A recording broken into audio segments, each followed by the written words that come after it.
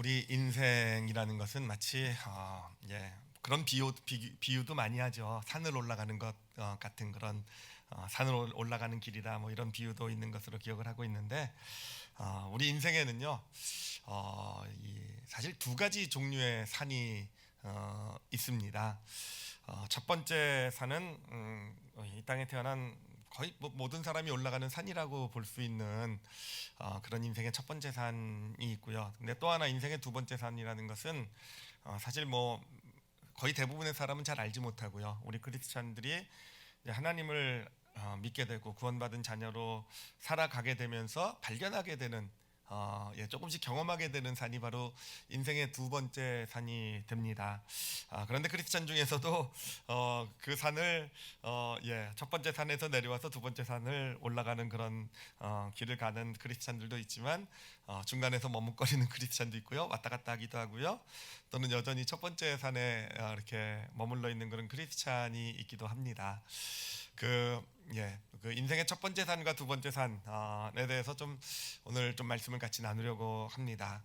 우리 성도들 뭐 몇 번 그 예전에 이 산에 대해서 이야기를 나눴기 때문에 좀 아시는 부분도 계시겠지만 한번 정리를 해드리고 그리고 정리를 하고 나서 오늘 특별히 새해를 시작하면서 우리에게 주시는 어떤 그런 인생의 그 두 번째 산에 대한 하나님이 주신 도전도 같이 나누는 시간을 갖도록 하겠습니다. 먼저 간단하게 좀 정리를 해드리면 인생의 첫 번째 산과 두 번째 산의 차이는 무엇이냐면은 결정적인 차이가 인생의 첫 번째 산에서는 모든 것의 중심에 내가 있다라는 거죠. 그러니까 모든 것의 중심이 나를 위한 내 것. 이게 인생의 첫 번째 산의 초점이라고 한다면 인생의 두 번째 산의 초점은 뭐라고 했습니까? 아시죠, 그렇죠? 근데 대답을 안 하시는 거죠, 그렇죠? 교회 오실 때 다 꿀 두시고 오시기 때문에 인생의 두 번째 산의 중심에는요 어느덧 나 중심으로 살아가던 내 마음 가운데 이웃이 자꾸 마음의 중심에 오기 시작하게 되는 것, 그렇죠? 뭔가 내 주변에 같이 함께하고 있는 뭐 가까운 이웃들로 시작해서 어떤 때는 나와 전혀 상관없는 이웃인데도 그 이웃에 대한 마음이 점점 더 커져가는 산이 바로 인생의 두 번째 산이다.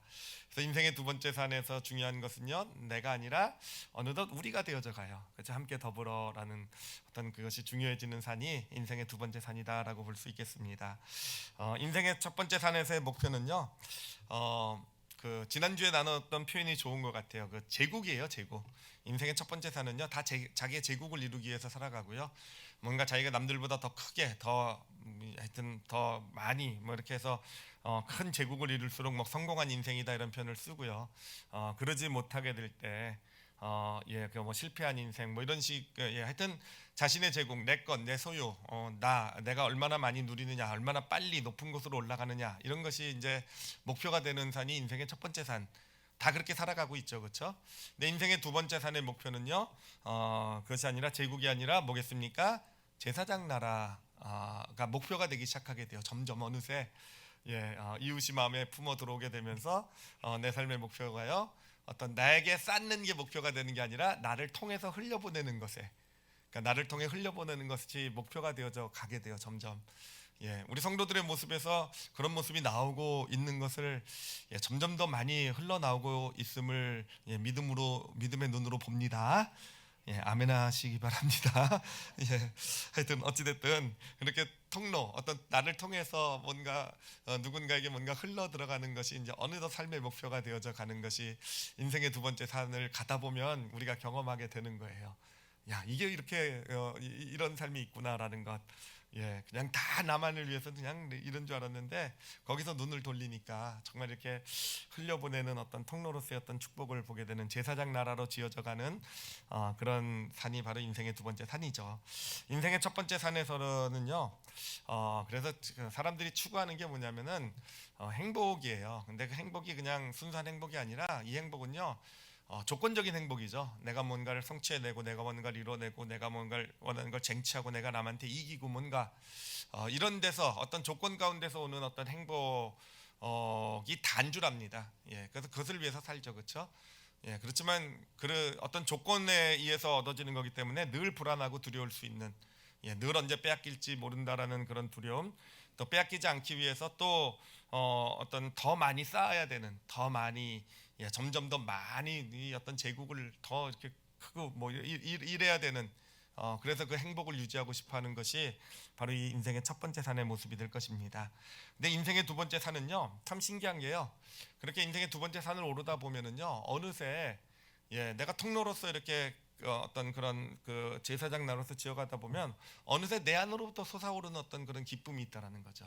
어느새 내 안으로부터 솟아오르는 어떤 평안이 있다라는 거죠. 그러니까 어떤 주변의 어떤 삶의 조건과는 상관없이. 그래서 성경에서 예수님께서는 그것을 생수의 강이라고 표현하죠. 그렇죠? 네 배에서 생수의 강이 솟아나리라. 배에서예요. 바깥에서부터 생수의 강이 부어지리라가 아니라 우리 안으로부터 어떤 아무 조건도 없는데 어떻게 보면 그냥 베풀고 이렇게 통로로 흘려보내서 나한테 주어지는 건 없는 어떤 내 환경이 더 나아지고 이런 건 없는 것 같은데도 내 안에서 흘러나오는 그런 기쁨과 어떤 즐거움, 어떤 평안이 있는 것, 그것이 인생의 두 번째 산이 됩니다. 그래서 여러분 믿음의 길을 걸어가시면서는 여러분 꼭 인생의 두 번째 산을 경험하셔야 되고요. 그리고 무엇보다도 인생의 두 번째 산을 올라가시는 그런 삶으로 이렇게 전환되어져 갈 때 진짜 믿음의 길에 참된 축복을 누리는 그런 복된 인생들이 되어져 가게 될 것입니다. 그리고 또한 여러분 신앙생활도 그래요. 우리가 예수님을 믿고 나서도 여전히 인생의 첫 번째 산에 머물러 있으면은요 신앙생활이요 재미가 없어요.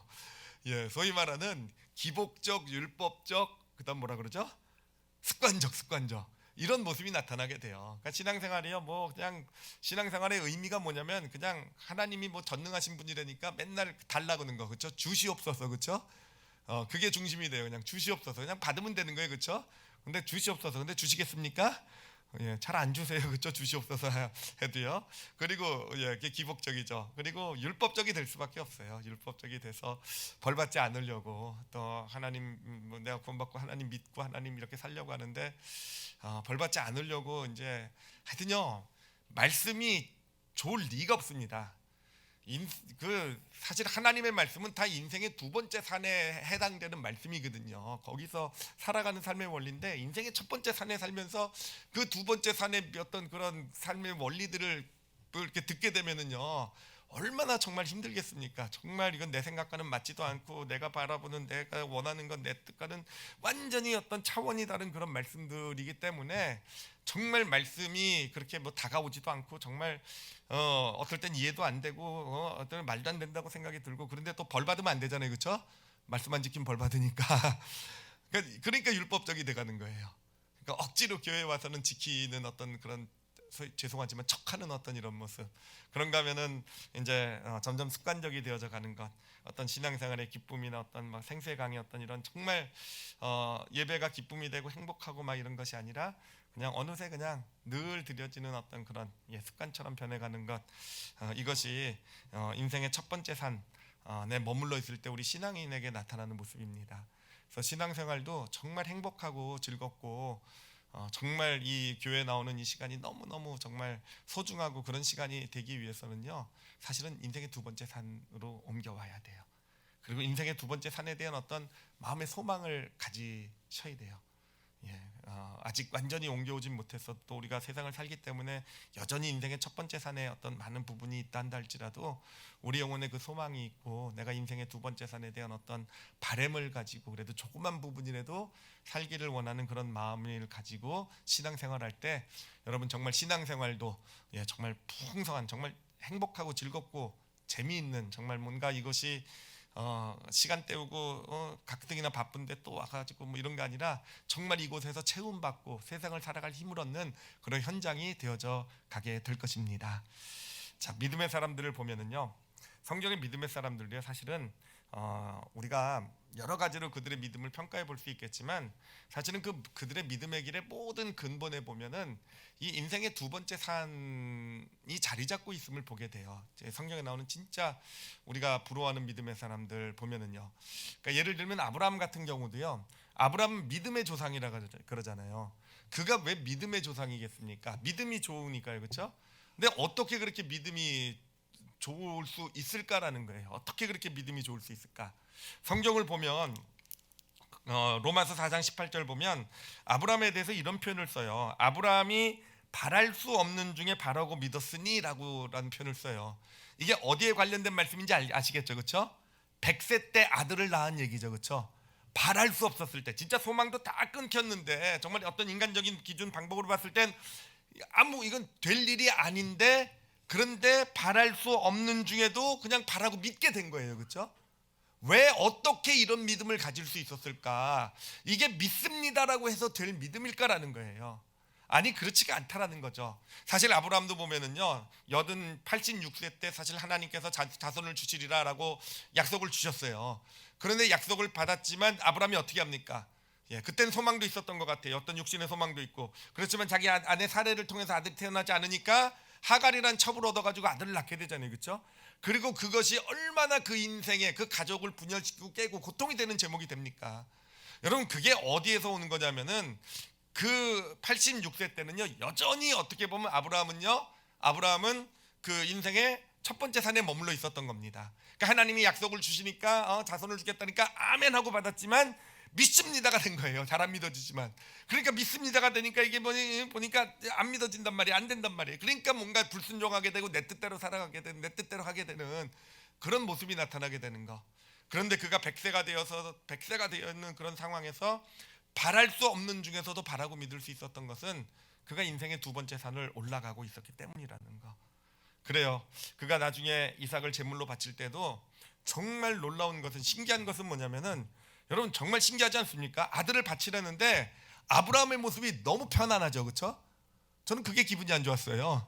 순종은 할 수 있어도, 그래요, 정말 하나님이 아들 바치라 그러면, 제 딸 바치라 그러면, 이거 정말, 그래도 어찌됐든 그 길을 저도 가기는 갈 것 같대요. 바치고는 그때 가서 바칠지 말지 고민 또 해보겠지만, 그렇죠? 그 재단 앞에 가서 바칠까 말까 뭐 이렇게 고민하겠죠, 그렇죠?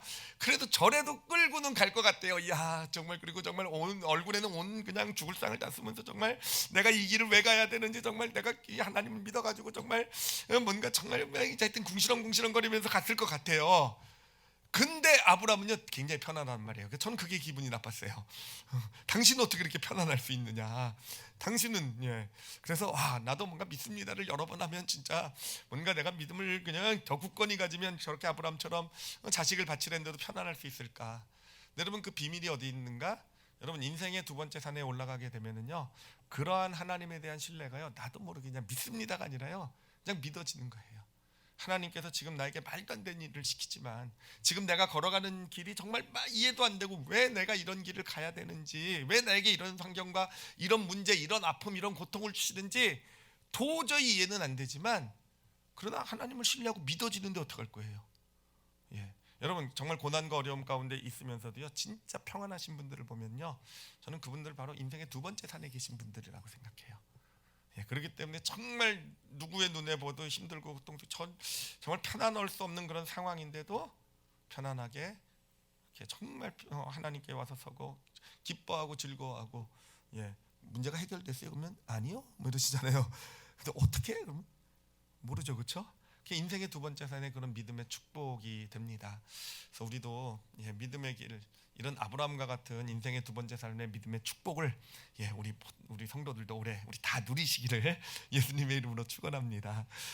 그뿐만 아니라 사실 요셉의 탁월함의 근원도 거기 있어요. 도대체 요셉은 왜 어떻게 그렇게 정말 놀랍게 탁월함을 나타낼 수 있었을까? 아무리 고난과 어려움이 있어도 어떤 곳에서도 정말 그 반짝반짝 빛나는 인생이잖아요. 어떻게 그럴 수 있을까 했을 때, 여러분 잘 보세요. 요셉의 인생 전체를 꿰뚫는 아주 변함없는, 늘 요셉이 어디 있든 공통적으로 나타나는 현상이 하나 있어요.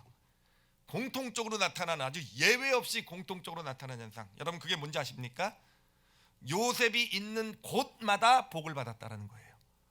정말 놀라워요. 요셉이 아버지 집에 있을 때는 아버지 집이 잘 되기 시작하더니, 그때는 그럴 수도 있어요. 아버지 집 워낙 편안하게 잘 사니까. 근데 요셉이 그 애굽의 군대 장관 보디발 집에 가게 되니까 어떤 집이 갑자기 번성하고 잘 살게 됩니까? 군대 장관 보디발의 집이 갑자기 부자가 되잖아요. 갑자기 번성하게 되잖아요. 심지어는 요셉이 감옥에 들어가니까 감옥이 번창해요, 그렇죠? 예, 감옥에 높은 관리도 들어오고 감옥이 어때 출세 지름길이 돼요. 거기 들어왔다가 다시 회복이 되고 하여튼 요셉이 있는 곳마다 복을 받아요. 요셉이 애굽의 총리가 되니까 사실은 어떤 약소 국가였던 그 애굽이 그렇게 덩치만 크지 힘도 없었던 애굽이 강력한 그 나라로서 국가로서 이렇게 세워져가는 그런 시작이 되어져가는. 그러니까 여러분 요셉의 삶에서 발견할 수 있는 비밀은 뭐냐면은 정말 요셉을 통해서 하나님의 축복이 흘러 들어갔다라는 겁니다.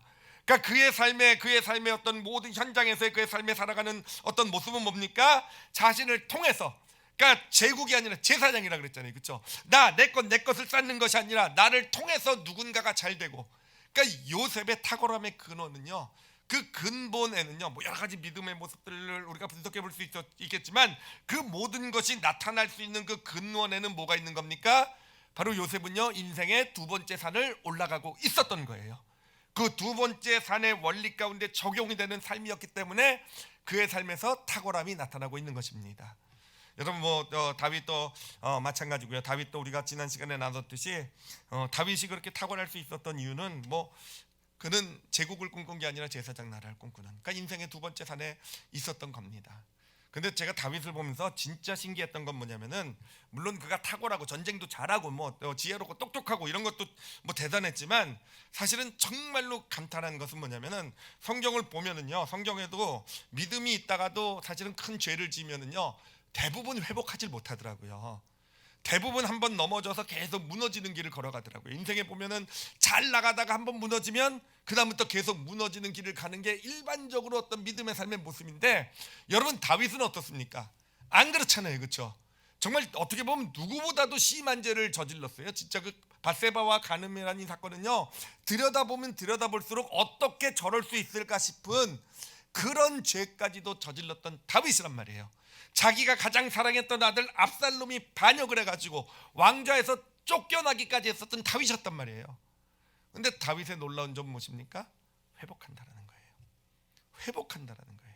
오히려 그런 어려움을 겪고 나서요, 하나님이 주시는 다 또 한 단계 높은 축복 가운데로 들어서게 돼요. 축복 가운데로 들어서게 돼요. 어떻게 그럴 수 있었을까? 여러분 그 근원이요 바로 거기에 있어요. 다윗은 인생의 두 번째 산에 머물고 있었던 거예요. 그래요. 인생의 두 번째 산을 걸어가면서도 우리는 실족할 수 있어요. 넘어질 수 있어요. 잘못된 선택할 수도 있고요. 그리고 삶에서 실패를 경험할 수도 있어요. 그렇지만 여러분 인생의 두 번째 산에 머물러 있는 한 그런 실패까지도 축복으로 만들어 주시는 하나님의 놀라운 역사가, 그런 영적인 회복력이 우리 가운데 자리 잡고 있음을 믿습니다. 그래요. 우리가 하여튼 믿음의 사람들을 보면은요, 진짜 그렇게 정확하게 분석이 돼요. 진짜 이게 인생의 첫 번째 산이냐 두 번째 산이냐로 결정이 된다는 게 너무 정확하게 보여요. 그거를 진짜 잘 보여주는 인물이 누구냐면 야곱이에요. 야곱. 이 야곱이라는 사람은 하나님의 선택까지 받았죠. 그리고 자기가 원하는 건 다 누렸죠, 그렇죠? 그리고 어딜 가든지 하나님이 함께 하셔서 그에게 복을 주셨단 말이에요. 진짜 정말 많은 것을 주셨어요. 그러면 그 정도로 하나님으로부터 많은 걸 받았으면 진짜 복된 인생을 살아야 되잖아요.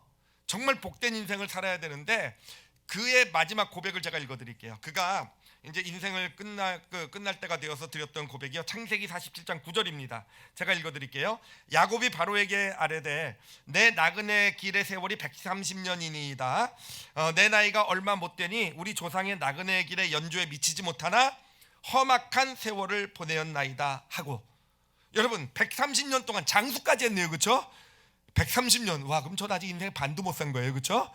장수의 복까지 받았는데, 그런데 야곱이요 정말 그 모든 축복 원하는 거 다 얻고 하나님의 선택 가운데 사실 형이 장자권도 형이 아니라 어떤 하나님이 자기를 택해 주시고 정말 자신과 함께 하시고 어딜 가든지 보호해 주시고 정말 어떤 정말 삼촌 라반의 집에 돌아갔을 때도 하나님께서 함께 해 주셔서 거대한 부를 이루고, 하여튼 좋은 건 다 누린 것 같은데 그의 인생을 돌아봤을 때 그는 뭐라고 고백하고 있습니까? 내 인생의 길이요 험악했다라고 얘기하고 있는 거예요. 정말 험악한 인생의 길을 걸어왔습니다라고 고백할 수밖에 없는 그런 인생이었다라는 거죠. 그리고 보면 실제로 그래요. 정말 많은 건 누렸을지 모르겠지만 야곱은요 자기 아들들하고도 원수예요. 자기 아들들하고도 원수고요. 잘 보시면은 자기 아들들하고도 늘 아들들하고 견제 관계에 있어요. 늘 아들을 믿지 못하고요. 아들들은 아버지에 대한 신뢰가 없고요. 어떤 그 아들들을 또 보면은 자기가 사랑하는 사람들, 둘째 아내 어떤 라헬과 또 가장 사랑했던 자녀 요셉 금방 잃어버리잖아요, 그렇죠? 자기가 좋아하고 사랑했던 사람은요 어느샌가 자기 주변을 떠나요. 그리고 자기를 힘들게 하고 어렵게 하는 사람들만 주변에 남아 있으면서 자기도 상처받으면서 사람들에게 상처 주면서 그러면서 정말 험악한 인생을 살아왔던 사람이 바로 야곱입니다. 그런데 왜 그렇게 험악한 삶을 사는지 아십니까? 그렇게 믿음의 길을 걸어오면서도요. 왜냐하면은요. 그래요. 하나님께서 야곱에게 이렇게 말해요. 야곱의 자신의 인생을 보고 하나님께 정말 내 인생이 왜 이렇습니까? 하나님 저에게 진짜 복을 주세요라고 했을 때 하나님께서 뭐라고 지적해 주시냐면은 그러길 원하면 진짜 복된 삶을 살기를 원한다면 더 이상 야곱으로 살지 말고 이스라엘로 살아라라고 말씀을 하세요. 야곱이란 뜻이 뭡니까? 간사한 뜻이에요. 간사한 뜻이 왜 간사합니까? 다 그냥 나를 위해서 살아가는 인생, 내 것 나를 위해서 형의 장자권도 빼앗고 나를 위해서 아버지의 축복도 내가 받아내고 내가 잘 돼야 되니까 삼촌 라반은 어떻게 되든 삼촌 라반의 양떼를 유전자 조작이라고 해서라도 그 삼촌의 재산을 내 걸 만들어야 되고 그게 내 복이라고 생각하고 그래요. 야곱으로 살아간 것이 그 인생이 그 어떤 인생입니까? 인생의 첫 번째 산에 머물러 있었던 거예요. 네가 인생의 첫 번째 산에서 떠나서 야곱으로서 더 이상 살지 말고 이스라엘로 살아라. 이스라엘 하나님의 나라, 하나님의 민족의 이름이잖아요. 하나님의 민족을 이루어가는 이제 내가 아니라 우리 정말 이 연약한 한 가족을 통해서 하나님께서 놀라운 일을 이루어 가실 하나님의 나라로 세워가는 일, 그 일을 위해서 인생의 두 번째 산을 살아라라고 말씀하신 거예요. 근데 야곱은 그러지 못했어요. 야곱은 끝까지 그러지 못했어요. 그렇기 때문에 그의 인생의 마지막 고백이 정말 험악한 삶을 살았다. 우리 올리브교회 모든 성도들의 삶은요 이런 삶이 되시지 마시기를, 믿음의 길을 걸어가면 마지막 순간이 가장 평안하고 정말 하나님께서 함께 하시고 하나님께서 나를 축복하시고 하나님께서 내가 기대했던 것보다 훨씬 더 좋은 많은 것을 주시고 그런 하나님의 축복으로 기억되는, 그렇게 스스로도 기억되는 그런 믿음의 길을 가시는 우리 올리브교회 성도들이 되시길 바랍니다. 네, 여러분, 이 모든 것들이 어떻게 해서 이루어지게 됩니까? 많은 믿음의 원리들이 있지만 가장 근본적으로 우리가 산을 옮겨봐야 돼요. 우리의 산이, 내가 지금 올라가고 있는 산을 바꿔갈 수 있어야 돼요. 작은 부분이라도 모든 것이 그냥 인생의 첫 번째 산에 내 어떤 그쪽에 초점을 맞춰서 사는 데서 조그만 부분이라도 인생의 두 번째 산을 경험하는, 인생의 두 번째 산을 맛볼 줄 아는, 그것을 누릴 줄 아는 그런 믿음의 길을 걸어가시게 될 때 정말 이런 하나님께서 주시는 믿음의 조상들이 누렸던, 믿음의 사람들이 누렸던 참된 축복들을 우리 삶 가운데서도 누리게 되어져 가는 것입니다. 자, 그런데 오늘 이제 함께 나누려고 하는 말씀은 무엇이냐면요, 이제 오늘 우리가 읽은 말씀이 역대상 말씀이지 않습니까? 그 역대상 말씀에 오늘 이제 오늘 마지막 절을 저희가 읽었는데 다윗의 마지막 어떤 삶에 대한 이야기를 읽었잖아요. 근데 역대상이요, 그 뒷부분은요 다 무슨 얘기가 돼 있냐면은 다윗이 그 이제 죽으면서 자기 아들 솔로몬과 그 자손들에게 물려줄 내용을 기록하고 있는 게 역대상이에요. 그러니까 역대상 그 22장부터 29장까지 무려 8장에 걸쳐서 8장. 여러분 8장은 굉장히 깁니다.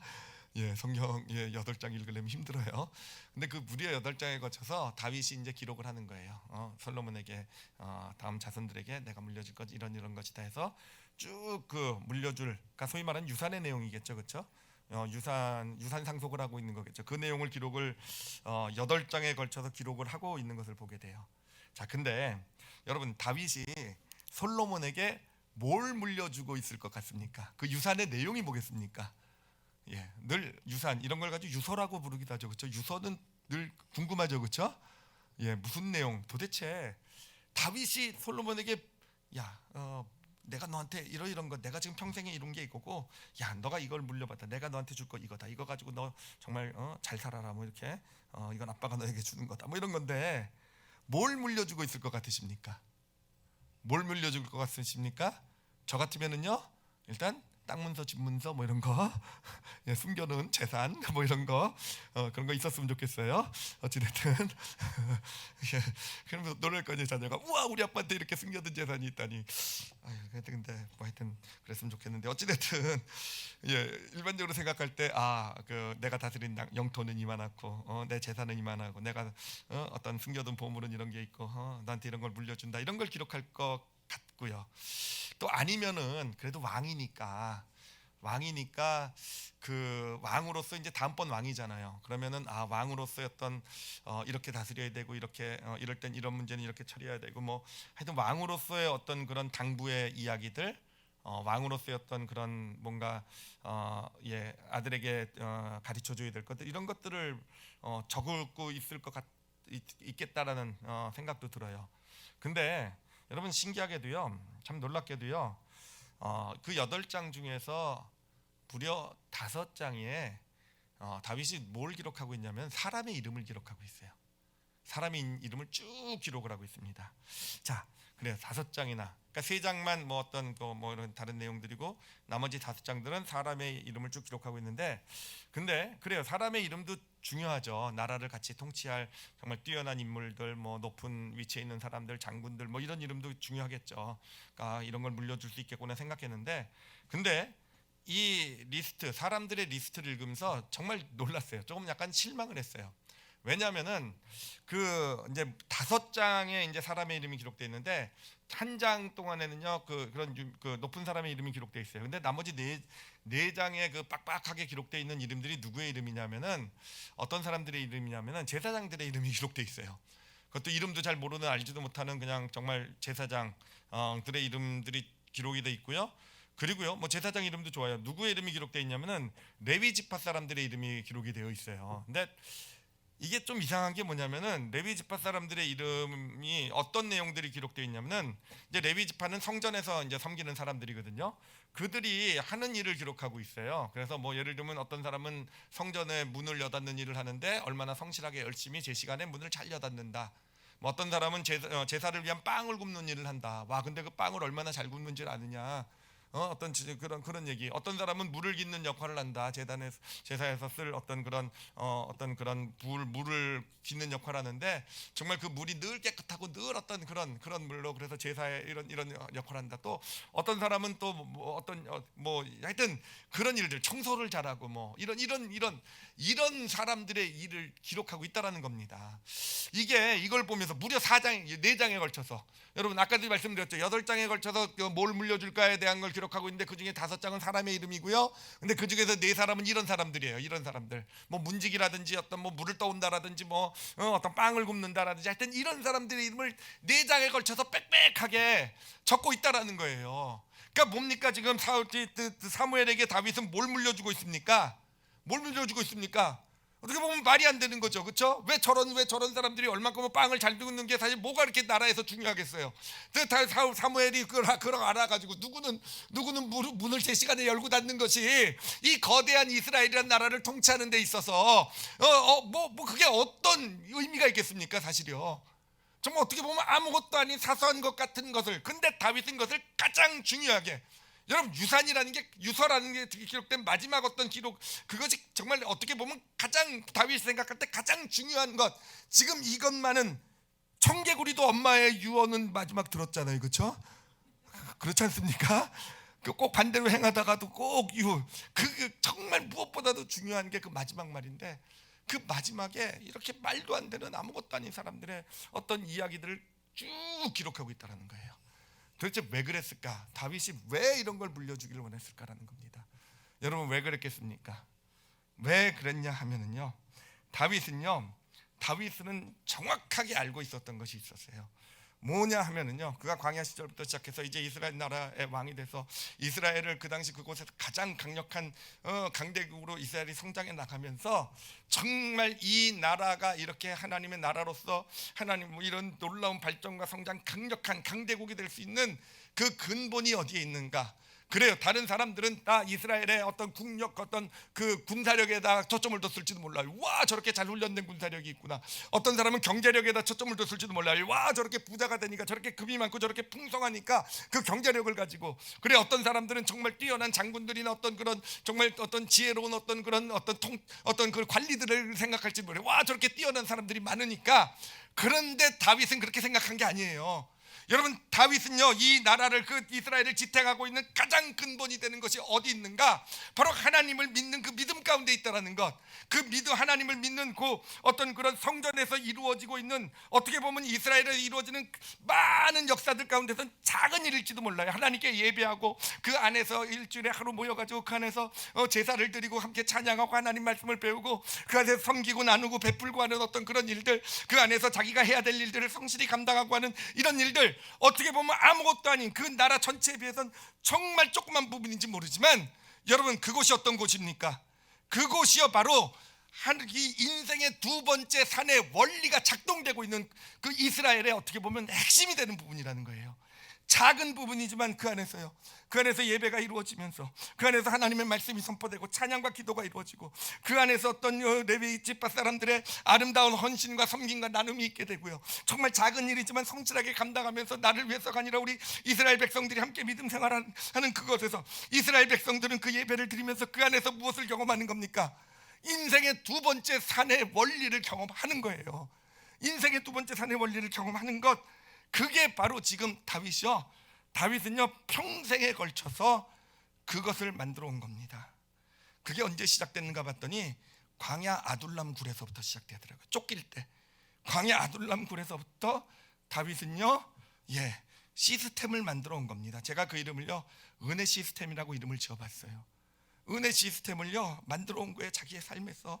그리고 이스라엘 나라의 왕이 되면서 이스라엘 안에서 무엇보다도 더 심혈을 기울여서 인생의 두 번째 산의 원리가 작동되는 그런 은혜 시스템을 그 나라에 만든 겁니다. 그리고 그것을 만들어서 솔로몬에게요, 이제 내가 이 세상을 떠나고 너에게 이 나라를 물려주는데 네가 정말 가장 소중하게 여겨야 될 것, 너의 어떤 앞으로 이 이스라엘 다스리는 데 있어서 너의 탁월함을 가져다 줄 것이고 너에게 능력이 될 것이고, 네가 비록 실수하고 실패하고 넘어져도 다시 일어날 수 있는 힘과 능력이 되는 근본이 주는 것이 무엇이냐? 바로 이 은혜 시스템이다.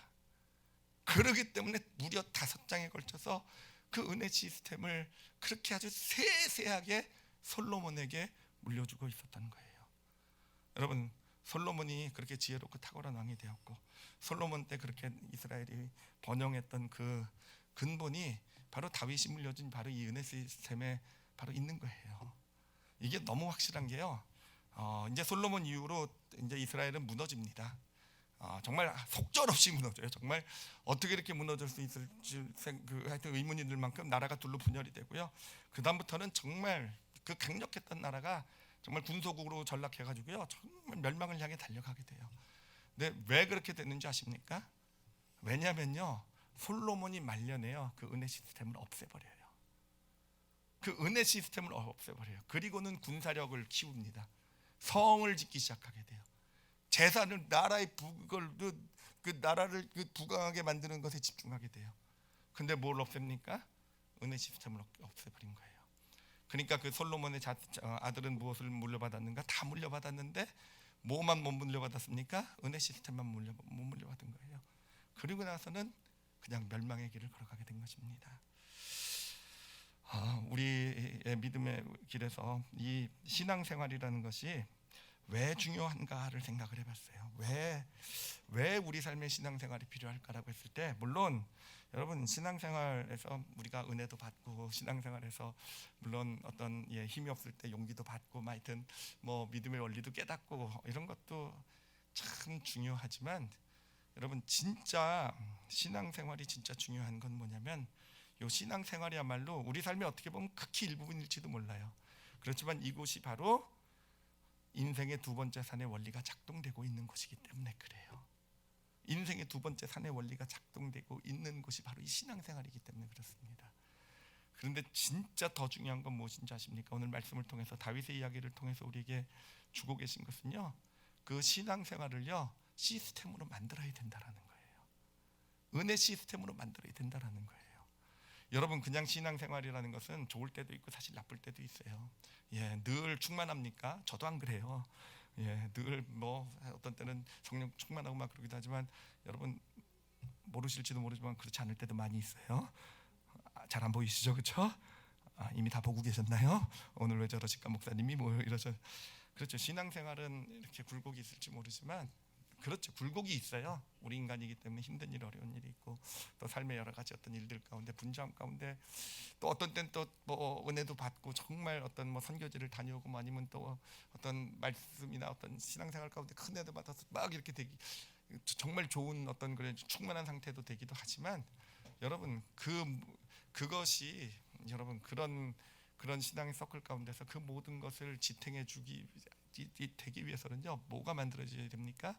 이 신앙생활이요 하나의 시스템이 되어야 된다는 거예요. 시스템이 되게 될 때 충만할 때도 우리를 붙잡아 주지만 힘들고 어려울 때도 우리를 다시 세워주는 우리를 다시 세워주고 다시 믿음의 길에서 흔들리지 않고 진짜 하나님이 주시는 그런 축복 가운데 탁월함을 경험할 수 있는 그런 믿음의 길을 걷게 하는 것입니다. 그래서 여러분 하나님께서 오늘 우리에게 주시는 도전은요 바로 그거예요. 다윗처럼요 신앙의 시스템을 만들어 가라는 거예요. 은혜 시스템을요. 다윗은요 그걸 언제 시작했다고 말씀드렸죠? 광야에서요. 아둘람 굴에서요. 그래요. 힘들고 어려운 지금 삶의 여정 가운데 있다고 하시면 아니 그렇지 않더라도 어느 곳에 있든지요 지금이 올해가 하나님께서 우리에게 신앙 생활을 시스템으로 만드는 시스템이라는 게 뭡니까? 흔들리지 않는 어떤 규칙적인 그렇죠. 늘 어떤 내 삶의 어떤 한 부분으로 온전히 자리 잡게 될 때 그걸 시스템이라고 그러잖아요. 그렇죠? 그런 시스템으로 만들어 가게 될 때 이것이 우리의 삶을 진짜 어떤 상황에서도 흔들리지 않게 하고 정말 아브라함처럼 정말 믿음이 필요할 때 정말 믿어지지 않을 때도 믿음을 주고 정말 요셉처럼 어떤 상황에서도 탁월함을 발휘하게 하고요. 다윗처럼 때로는 흔들리고 실패하고 넘어져도 우리를 다시 일으켜 세워주는 그런 축복, 우리 삶을 지탱해주는 능력이 되어져 갈 줄 믿습니다. 그리고 무엇보다도 우리가 자녀에게 물려줘야 될 것이 바로 이 신앙의 시스템. 다윗이 그랬던 것처럼요. 제가 일부 예배를 나누면서 생각이 났던 게 있었어요. 그러면서 같이 나눴던 게 있는데 기도하면서 나눴던 게 있는데 이제 제 딸아이가 이제 외국에서 생활한 지가 오래되었잖아요. 한 지금 2년 3년째로 넘어가고 있는데 근데 돌아봤어요. 정말 이 아이에게 아빠로서 부모로서 해준 가장 중요한 게 무엇이었을까라는 거예요. 가장 중요한 게 무엇이었을까? 근데 여러분 다른 거 없어요. 정말 일주일에 한 번씩 어떤 일이 있어도 무슨 일이 있어도요 토요일 날 저녁 때요 일주일에 1시간 반 2시간씩이요 함께 예배드렸어요. 정말 예외 없이 드렸대요. 예외 없이 무슨 만약에 시험이 있어도 드렸고요. 뭐 가장 중요한 시험이 내일 있고 그래도 그렇고 뭐 굳이 뭐 정말 뭐 진짜 불가항력적인 상황 가운데 그때 못 드리면 꼭 예배를 드리고. 근데 정말 하나님께서 그렇게 깨닫게 해주더라고요. 야, 그게 진짜 네 딸아이를 붙잡아 주고 있는 진짜 축복의 제목이 된다는 거. 어느샌가 2년 넘는 세월을 한 주도 쉬지 않고 그렇게 같이 지내면서 여러분 뭐 제가 딸아이하고 또 우리 가족들하고 이렇게 예배를 인도한다고 늘 은혜롭게 나눴을 것 같습니까? 여러분 중고등학교 애들의 모습을 아시죠, 그렇죠? 제 딸아이도 그 무서운 중고등학생이에요. 그러니 얼마나 사실은 꼭 은혜롭고 막 좋고 그 아이한테 꼭 그렇게 늘 다른 더 중요한 게 있는 시간이었을 수도 있어요. 그런데 그렇게 우리 아빠는 우리 부모님은 이 시간만은 무슨 일이 있어도 지킨다. 어느샌가 그 아이에게 그게 시스템이 된 거예요. 시스템이 되었고요. 그게 도움이 그게 무슨 큰 도움이 될까라고 생각할 수 있을지 모르지만 하나님께서 보여주셨어요. 진짜 그것이 그 아이가 그곳에 있으면서도 단순히 공부 잘하는 탁월함뿐만 아니라 여러 관계의 어려움과 힘든 일을 겪으면서도 그것을 잘 극복해내서 이렇게 갈 수 있는 그 근본이 바로 이 은혜 시스템이 있었다라는 거. 여러분, 우리가 정말 자녀에게 물려줘야 될 가장 중요한 것, 여러분 다윗을 본받으시길 바랍니다. 다윗의 그 유산 목록을 좀 본받으세요. 본받으셔서 8장 중에서 재산은 3장이면 돼요, 그렇죠? 그리고 나머지 5장은요, 4장은요, 한 장은 뭐 중요한 사람이라고 한 4장은요 은혜 시스템이었어요. 은혜 시스템 가장 자세하게, 가장 소중하게. 솔로몬에게 정말 이것만은, 아마 어린 솔로몬이 이해를 못했을지도 몰라요. 왕이 됐다고 한다면 왜 이런 큰 거 중요한 문제들 많은데 우리 아빠는 왜 저기에 저렇게 그냥 4장이나 그냥 그 내용으로 그냥 구절절 써가지고 나에게 주나. 그래서 여러분, 그게 진짜 축복이라는 거 기억하시고, 우리 올리브교회 자녀들은요 다 은혜 시스템을 물려받는 그런 자녀들이 되기를 소원합니다. 그러기 위해서는 여러분 정말 우리의 신앙이 시스템화가 돼야 돼요. 제가 성도들에게 사실 저는 무엇을 강요하거나 부담을 드리는 걸 되게 싫어해요. 신앙생활은 강요하거나 부담이 돼서는 게 참 저도 그런 게 싫었기 때문에. 근데 여러분, 이것만은 제가 조금 약간 강요하고 싶어요. 진짜로 강요하고 부담을 좀 드리고 싶어요. 시스템을 만들어 가십시오. 자녀들이 볼 때 우리 엄마 아빠는 이거는 절대로 양보 안 하는 그런 신앙생활이 여러분에게 꼭 있으셔야 돼요. 진짜로요. 이거는 우리 아빠 엄마는, 우리 부모님, 우리 할아버지 할머니는 이것만은 나를 그렇게 사랑하시고 나를 위해서 뭐든지 다 해주시고, 다 그래도 정말 그렇게 바쁘고 그렇게 정말 많은 일을 하는 부모님이지만 요 부분만은 여러분 제가 도전 드릴게요. 하나님께서 우리 올리브교회 성도들에게 주신 도전이에요. 그런 시스템을 올 한 해 꼭 만들어 가시는, 그래서 정말 그 은혜 시스템 가운데서 인생의 작은 부분일 수 있어요. 우리 삶의 시간에 일주일에 하루 중에서도 단 몇 시간일 수도 있어요. 그렇지만 이 인생의 두 번째 산의 원리가 작동되는 그 현장에 있을 수 있는 그런 믿음의 어떤 신앙의 시스템을 만들어 가실 줄 아시는 그런 올 한 해 삶이 되어져 가시기를 예수님의 이름으로 축원합니다. 기도하시겠습니다. 이 시간 기도하실 때요,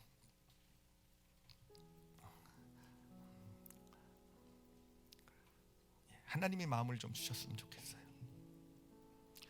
진짜 오늘 함께 나눈 말씀이 우리 성도들에게 강요나 부담이 되지 않을 수 있었으면 좋겠어요. 정말 우리가 소원할 때, 우리가 정말 이 자리가 성령님께서 역사하신 자리가 될 때 우리의 소원이 좀 될 수 있었으면 좋겠어요. 신앙생활을 시스템으로 만들어야 되겠구나라는 거. 여러분 그렇게 기도하세요. 나에게 하겠습니다라는 그런 고백보다는요, 나에게 그런 소원을 주세요라는 거. 정말 성경의 믿음의 사람들을 통해서 얼마나 정확하게 보여주고 계세요. 정말 그들의 탁월함, 그들의 어떤 지혜, 그들의 믿음, 어떤 실패 가운데서도 넉넉히 일어날 수 있는 그런 모습들이요. 그렇잖아요. 그 모든 거에 인생의 두 번째 산이 있대요. 그리고 그것을요 우리 삶의 시스템으로 만들어야 된대요. 나도 다윗처럼 그렇게 인생의 두 번째 산이 작동하는 은혜 시스템을 내 삶에 만들어가게 해주세요라고 여러분 하나님 앞에 이 시간 고백하세요. 그리고 마음의 소원도 품으세요. 올 한 해 그렇게 신앙생활 하겠다라는, 하나님 그렇게 하기를 원합니다. 나에게 힘주세요라고요. 그리고 다윗이 솔로몬에게 물려줬던 것처럼 우리 자녀들에게, 우리 교회도 다음 세대들에게 이 은혜 시스템을 물려줬으면 좋겠어요. 그래서 이들이 어린 나이부터 사실은 뭐 얼만큼 깊게 알지는 모르겠어요. 그들이 인생의 두 번째 산의 원리가 뭔지 사실은 잘 모를지 모르지만 어린 솔로몬도 몰랐을 거예요. 그렇지만 그것이 작동하는 시스템 안에서 어느덧 솔로몬은요 너무도 자연스럽게 인생의 두 번째 산을 살아가는 삶이 되어져 간 거 아니었겠습니까? 우리 자녀도 우리가 진짜 그 은혜 시스템을 물려줘서 그렇게 자라날 수 있도록 하나님 축복해 주세요라고요. 그리고 무엇보다도 우리 올리브교회가요, 이 안에 인생의 두 번째 산의 원리가 작동되어는 현장이 될 수 있었으면 좋겠어요. 예배도 그렇고 소그룹 모임에서도 그렇고 교회 학교 또 함께 섬기고 나누고 또 선교지에서도요, 정말 인생의 두 번째 산의 그 정말 놀라운 믿음의 축복, 또 하나님의 일하심, 또 그 안에 주어지는 기쁨, 행복 마음껏 경험되는 그 현장이 바로 이 교회, 우리의 사역지들이 되게 하여 주시옵소서. 우리 다 같이 오늘 말씀 놓고요, 자신을 위해서 또 교회를 위해서 우리 함께 통성으로 기도하시겠습니다. 하나님 아버지 감사합니다. 하나님 아버지 감사합니다. 아버지, 저희들에게 이 시간 소망 주시니 감사합니다. 하나님, 부족하고요, 사실 자신 없는 부분도 있지만 하나님, 다윗의 삶을 보면서 그가 광야에서부터 은혜 시스템을 자신의 삶에 가장 중심으로 만들어 왔다라는 것, 그리고 마지막 순간까지 가장 소중한 것으로 그 은혜 시스템을 여기고 있었고, 그리고 그것을 자기가 사랑하는 자기의 상속자에게 물려줄 때도 다른 어떤 것이 아니라 그 은혜 시스템을 물려주고 있었구나라는 것, 하나님 저희들의 영혼 가운데 잘 새겨지게 하시고, 우리도 이 땅에서 그 은혜 시스템을 정말 잘 세워나가는 그런 복된 인생들이 되게 하여 주시옵소서. 아버지, 그리고 무엇보다도 우리 올리브교회가 그런 교회가 될 수 있었으면 좋겠어요. 하나님, 이 안에서 정말 하나님, 어느샌가 교회에 오면은 나 중심의 삶이 내 마음에 이웃이 품어지게 되고 함께 더불어가 중요해지게 되고, 하나님 이곳에서는 어느샌가 나를 통해서 뭔가가 흘려들어가는 그런 하나님의 역사를 보고 그 가운데서 영혼들이 살아나고 하나님의 나라가 이루어지고, 내 안에는 하나님의 그 기쁨, 즐거움, 생수의 강이 터져 나오게 되고, 하나님 그런 인생의 두 번째 산의 현장이 되어져 갈 수 있도록 우리 올리브교회를 축복하여 주시옵소서. 하나님, 그래서 우리 성도들도 그렇고 무엇보다도 우리 자녀들, 우리 다음 세대들이 그런 인생의 두 번째 산을 너무도 자연스럽게 맛보며 자신의 것들로 만들어서 커나가는 그런 우리 다음 세대 아이들이 되길 원합니다. 각자 가지고 있는 달란트도 다 다를 것이고, 하나님 그들이 걸어가야 될 길도 다 다를 것이에요. 우리가 사실은 통제할 수 없는 그런 많은 어려움도 있을 것이고요. 하나님, 그러나 정말 이 교회 생활을 통해서 은혜 시스템을 잘 그들의 영혼 가운데 삶에 새겨주게 될 때 그 모든 길을 축복으로 만들어 나가는 정말 하나님의 놀라운 역사가 우리 자녀들의 삶 가운데 나타나게 될 것입니다. 하나님, 그 사명을, 그 은혜 시스템 물려주는 사명을 잘 감당하는 우리 성도들, 또 우리 올리브교회가 되게 하여 주시옵소서. 아버지께 감사드리며 예수님 이름으로 기도드렸사옵나이다.